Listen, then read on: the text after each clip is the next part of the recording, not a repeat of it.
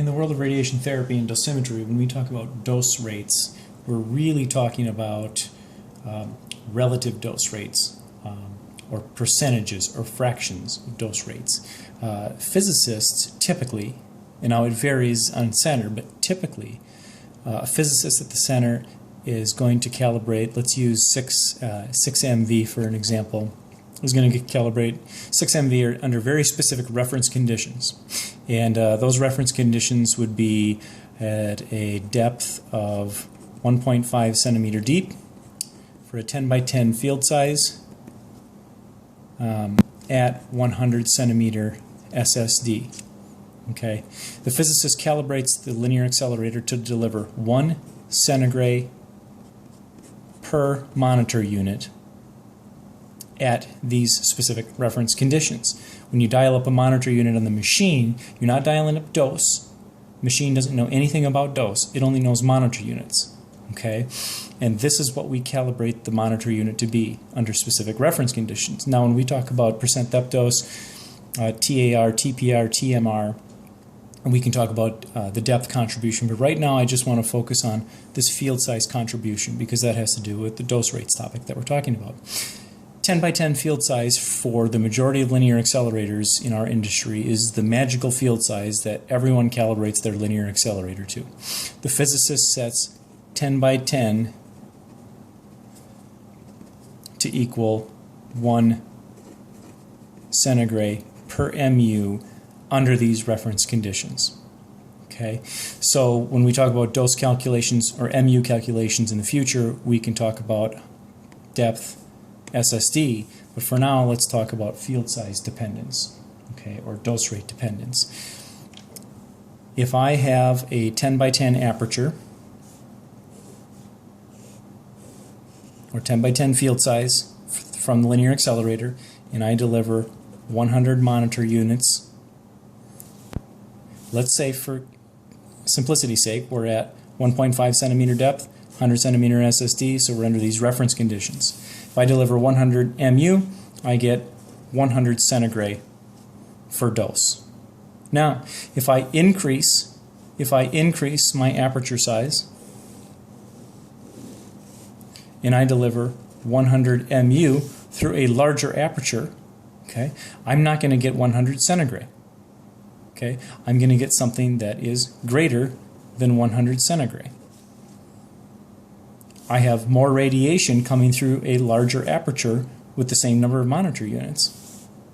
More dose. Converse, if I have a smaller aperture and I deliver 100 monitor units through the machine, so 100 monitor units of radiation come through this small aperture, I'm going to get something that's less than 100 centigrade on the other side. So when I construct my dose rates, or my dose rate tables, what we call output factor tables, okay, it takes into account the change in aperture size and the amount of radiation that come through. So normally physicists will take, not talking stereotactic, but we'll take 3, 4, 5, I'm going to put dot dot dot 10 centimeter dot dot dot 20 centimeter dot dot dot all the way up to 40 centimeter field size, and we are going to construct what we call an output factor table, which is nothing more than a dose rate table. It tells us how the dose rate changes with aperture size. So 10 by 10, my dose rate, my output factor is going to be 1 centigrade per monitor unit, right? That's how I calibrate my machine, 1 centigrade per MU. Okay. Anything smaller than 10 by 10 is going to be less than 1 centigrade per MU. Anything greater than 10 by 10 field size is going to be greater than 1 centigrade per MU.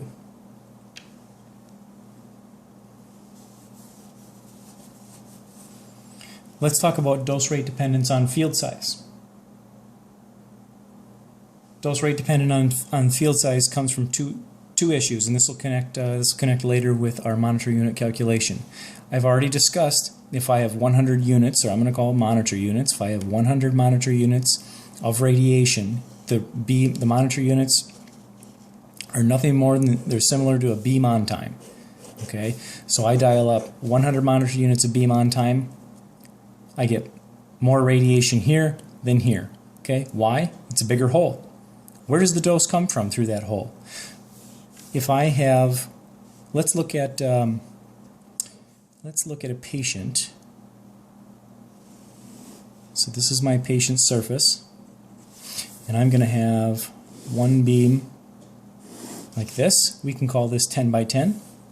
So this is my 10 by 10 field size, and I have a point here. This is my point of measurement. I'll just call it point A. My point of measurement, dose contribution to this point A comes from two sources. It comes from what we call primary radiation, or primary beam, which is if I have radiation coming directly down and intersecting at point A. It also, dose to this point comes from scatter radiation. Scatter radiation meaning if I have a photon that comes down here, interacts at this point, and scatters to point A and deposits its dose. Scatter radiation. So dose comes from primary plus scatter. Okay. Now, how does this matter with field size? Well, if I have a larger field size,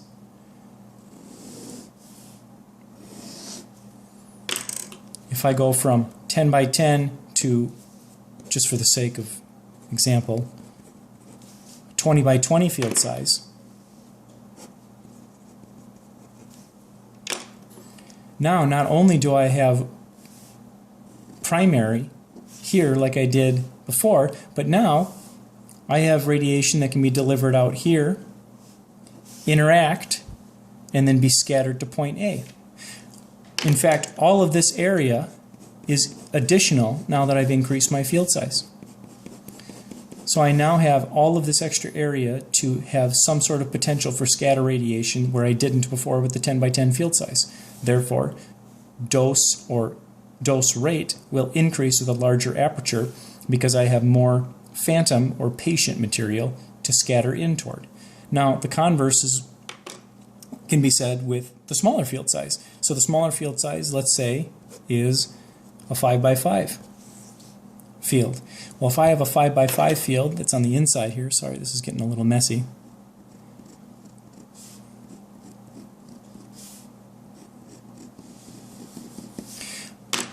I've now taken away all of this scattering medium. So I have less medium to scatter in. Scatter goes down, dose decreases, dose rate decreases per MU.